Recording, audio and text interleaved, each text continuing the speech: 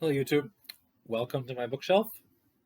So, really, this review is about me asking the question, is there life after Caroni?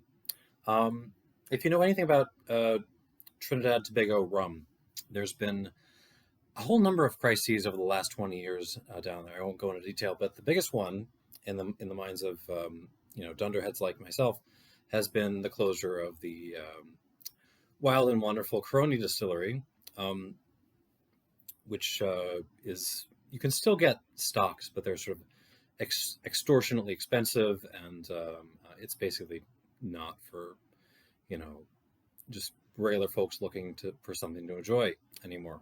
The only distillery left in Trinidad at the moment is the Angostura distillery, and if you and pretty much everything that you get from them has been um, a little bit processed. There's they don't pass the hydrometer test. There's a little sugar in there. Um, they're all bottled at low proof.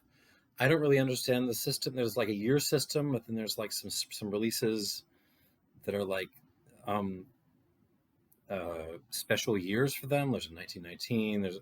I don't really totally understand, but um, I've tried a bunch of those and they don't really interest me. So the question is, we love Trinidad.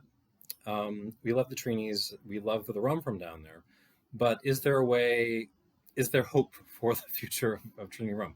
So that brought me to this, which is the Scarlet Ibis. This is actually an independent bottling of Angostura by the Haus Alpenz folks, the same people who do Smith and Cross. They did this for the originally for the New York bar Death and Company, which I believe is it's that area right east of Soho.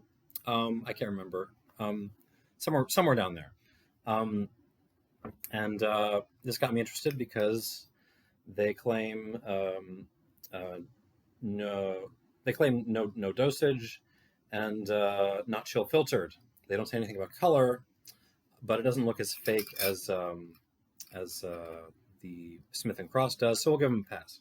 Okay, let's start with the bottle actually before I open this up. The bottle looks very cheap, which I kind of like. It looks like the kind of bottle you would get a $6 Trader Joe's wine in. And that to me that says they're spending more money on the stock in here than they are on the appearance, which is great. They even have screw cap. I usually like screw caps because I've had less trouble with them in the past, except this time. Little things,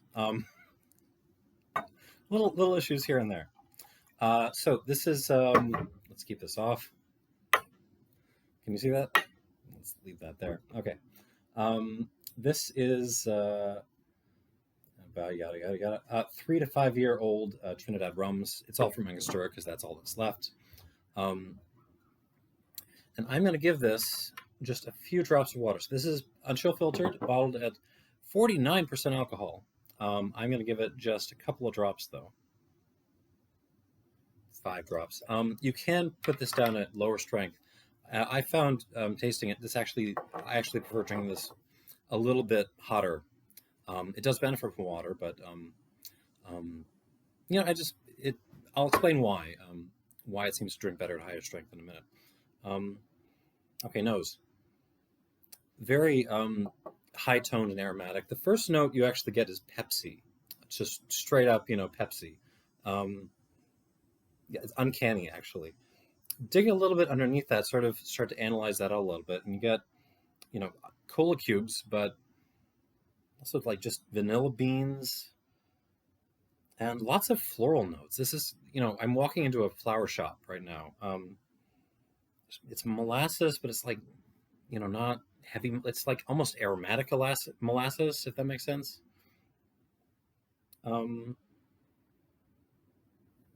Hints of different stuff, like hints of fried plantain comes to mind, but also like threw some pineapples down there in the fryer too. So fried pineapple. I don't know if that makes sense. Um, a, a little nidge of grass in there, like dried grass. Hints of like maybe pu'er tea in there. Um, a little peppery, a little white pepper.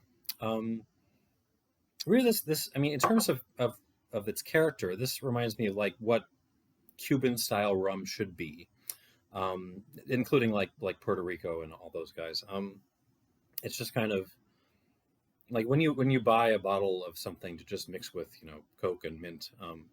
It feels like this should be like the standard of what you get, and it isn't, and that's kind of unfortunate. We'll get back to that in a second.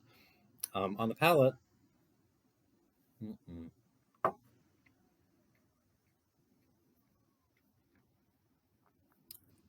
Oh, light, quick finish, very peppery though. And there's a little bit of like an old tire note, um, which actually does remind me of Caroni just a little bit. No one would mistake this for Caroni, but um, it does have that sort of slight rubbery, slight um, yeah, let's go with rubbery kind of thing,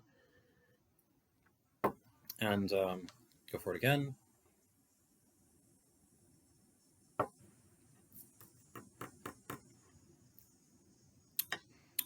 Cola, again, um, again vanilla, just vanilla essence this time. A little ashy along with the pepperiness, like a cigarette ashtray, like the nasty stuff. Kind of a little bit of chalk on the back end as well. Um, and again, it's all sort of hints and suggestions with this stuff. It's like a little banana peel, a little what is that?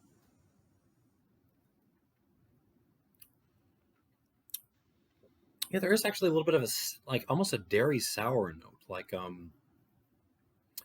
like fresh yogurt or something. Not the flavored stuff in little cups that have like strawberries and stuff. Like I mean like the fresh actual yogurt. Very dry, which I appreciate. This kind of just rips the moisture out of the sides of your mouth, which is great. Um, just comes like so the okay. So the back up. The flavors on this don't necessarily translate to sort of normal Cuban style rum. They're a little more aromatic and floral. But in terms of the style, this is kind of just doing that, but more, doing that kind of as it should be, um, and it's lovely. I do like this. Let me give it one more shot.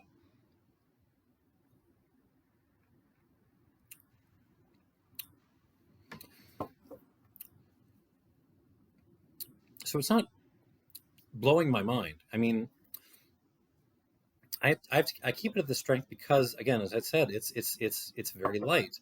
It's all suggestion and nods rather than sort of more um, directness. It's a little bit. It feels a little bit like it's stuck between two worlds. Like, so I'm going to give this sort of 79 points, which sounds bad, but what interests me about this is the promise.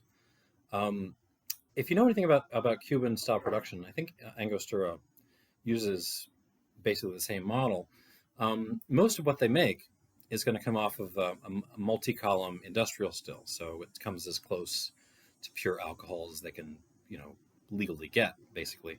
But then, in order to actually make drinkable rum, they will blend that with, I think it's called an aguardiente, which is much heavier column still rum, which usually they'll get it off the first column somewhere, or in any case, way more plates down from the other stuff they're distilling.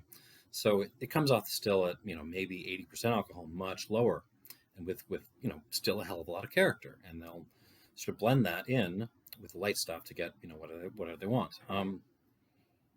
This comes across as having a larger dosage of aguardiente than I'm used to in these kinds of rums, and I think that's what's kind of making it work. It's that being said, it's still kind of just stuck in the back there. So, I mean, if Angostura is listening or Haus Alpenz is listening, I mean, if you want to get the rum nerds on your side, what you can do is just release some of your aged aguardiente. It doesn't need to be that old. Just release your aged aguardiente. This is a good proof. $49 is great. You know, sell it at a reasonable price, and I think there'd be demand for a sort of traditional rum of that style. So that's one way they can go with this.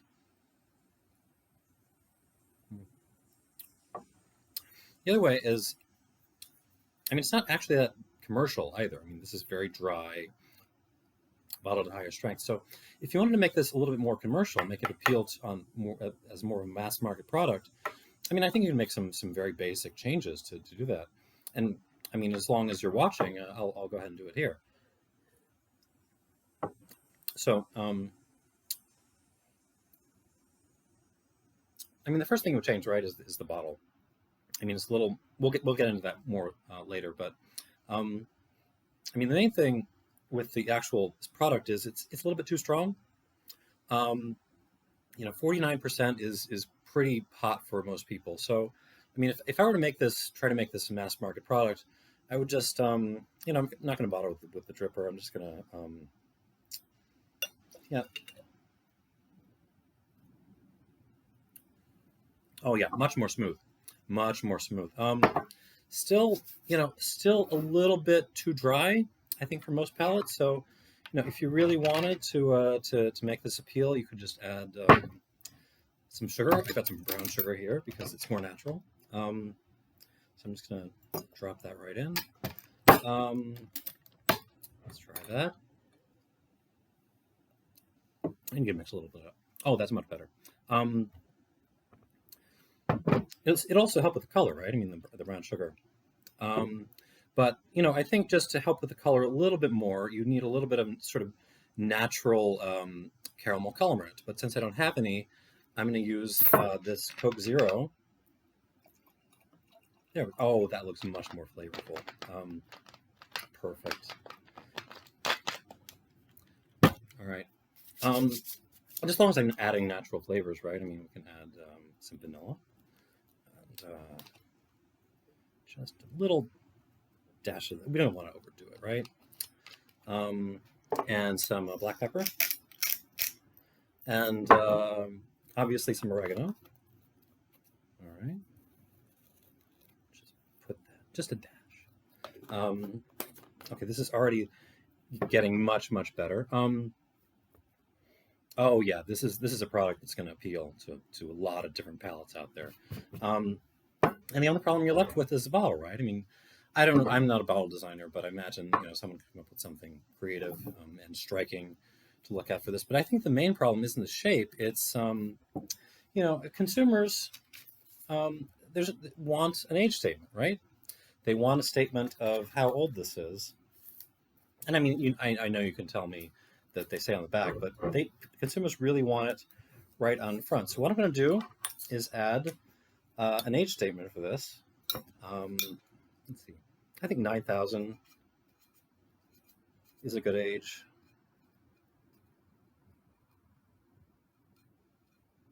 There we go. 9,000.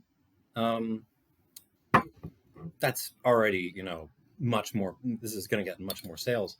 And of course, it's tradition everywhere in the world to not bottle rum, any older than 9,000 years. So, and there's not a drop of rum in this older than 9,000 years. So it's totally true, right? So, anyways, so I think given the changes we've made on this end, given the change we've made on the bottle, this is now a very, successful product in the making. And, or you could just, make something that would appeal to the nerds, but, that's not where the big money is. Anyhow, so 79 points for this. Thank you very much for watching, and I'll see you soon.